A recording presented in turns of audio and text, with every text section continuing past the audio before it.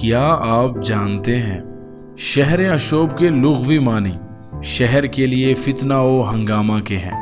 اصطلاح میں اس نظم کو کہتے ہیں جس میں مختلف پیشوں اور طبقوں سے تعلق رکھنے والوں کا ذکر ہو۔ ڈاکٹر سید عبداللہ کے الفاظ میں شہر اشوب وہ نظم ہے جس میں شہر یا ملک کی اقتصادی یا سیاسی بے چینی کا تذکرہ ہو، یا شہر کے مختلف طبقوں کی مجلسی زندگی کے کسی پہلو کا نقشہ مزاحیہ، طنزیہ یا ہجویہ انداز میں کھینچا گیا ہو۔ شہر اشوب میں شاعر کا انداز ہمدردانہ یا طنز و تضحیک اور ہجو کا ہوتا ہے۔ بعض اوقات شہر اشوب مرثیے اور نوحے کے انداز میں بھی لکھے جاتے ہیں۔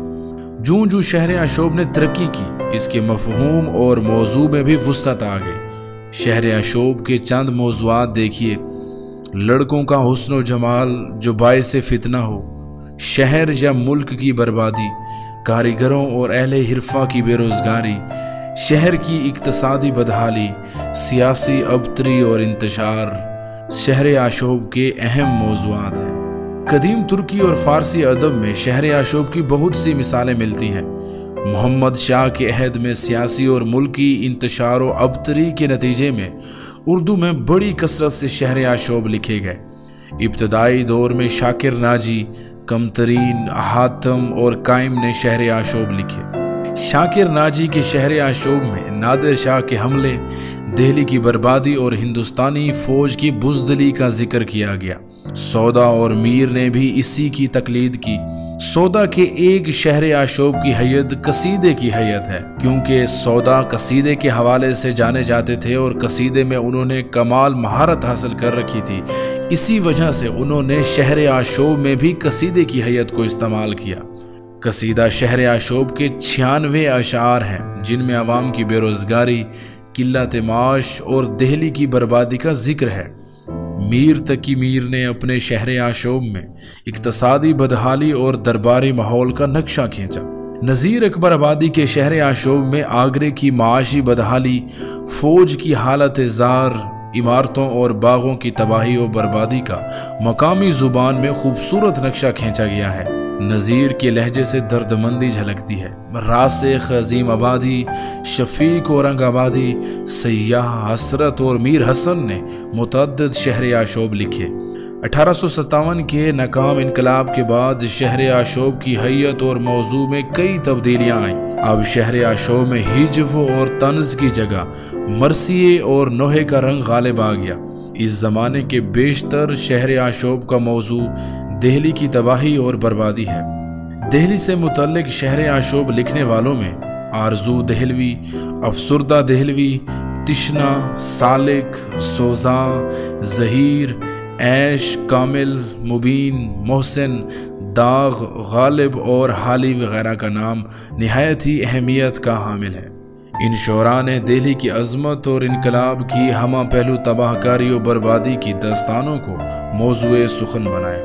اگرچہ ان شہر اشوب پر نوحے کا رنگ غالب ہے، مگر ہر شاعر کا انفرادی تاثر جدا ہے۔ کوئی بادشاہیت کے خاتمے پر زور دے رہا ہے، کسی کو احباب کے بچھڑنے کا زیادہ غم ہے، کسی کو دہلی کی علمی شخصیات اور مجالس کے خاتمے پر رنج ہے، کسی کو اپنے بیوی بچوں کی ہلاکت کا صدمہ ہے، کسی کو دہلی کی تاریخی عمارات اور یادگاروں کی تباہی کا قلق ہے۔ غرض ہر شہر اشوب شاعر کے ذاتی رجحانات کا آئینہ دار ہے، اور اسی نسبت سے اس کے لہجے اور زبان و بیان میں تنوع ہے۔ تاہم دلی شہر سے محبت کا گہرا جذبہ سب کے ہاں موجود ہے۔ ان تمام شہر اشوب میں داغ کا شہر اشوب انفرادی خصوصیت کا حامل ہے اور زبان و بیان کی خوبی اور اثر انگیزی کے لحاظ سے بے نظیر ہے۔ دہلی کی تباہی کے اثرات کم ہوئے اور ملک کی سیاسی فضاؤں میں تبدیلی ہوئی تو شہر اشوب کا رنگ بھی بدل گیا۔ اس دور میں برق لکھنوی، جان صاحب، کیفی دہلوی، صفی لکھنوی اور عمر انصاری نے متعدد شہر اشوب لکھے۔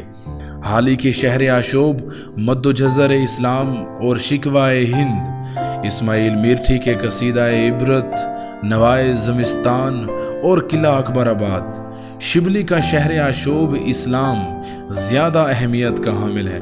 جدید دور میں شہر آشوب نہیں لکھا جاتا، مگر سیاسی اور اقتصادی موضوعات پر لکھی جانے والی اکثر نظمیں شہر آشوب کے ذیل میں آتی ہیں۔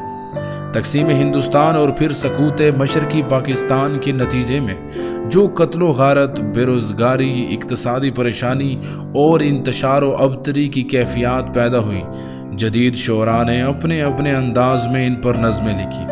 ایک لحاظ سے انہیں بھی شہر آشوب کا نام دیا جا سکتا ہے۔ شہر آشوب کے حوالے سے ایک مثال ملاحظہ ہو: مارے ہیں ہاتھ ہاتھ پہ سب یاں کے دستکار، اور جتنے پیشہ دار ہیں روتے ہیں زار زار، کوٹے ہے تن لوہار تو پیٹے ہے سر سنار، کچھ ایک دو کے کام کا رونا نہیں ہے یار، 36 پیشے والوں کا ہے کاروبار بند، 36 پیشے والوں کا ہے کاروبار بند۔